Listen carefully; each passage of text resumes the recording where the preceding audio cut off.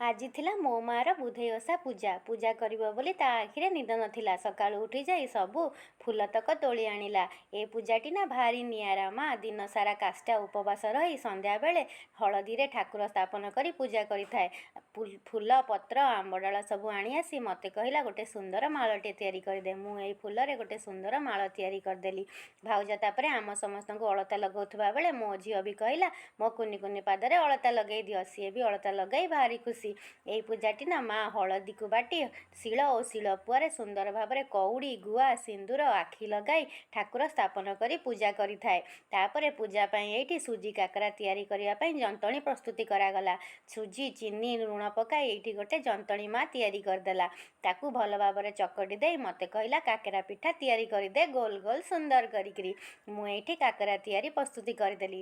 ତାପରେ ମା କାକରା ପିଠାକୁ ଛାଣିଦେଲା। ଆଗକୁ ମୋ ମା କିପରି ପୂଜା କରୁଛି ନେକ୍ସଟ ଭିଡ଼ିଓରେ ଦେଖେଇବି। ରହିଲି, ଜୟ ଜଗନ୍ନାଥ।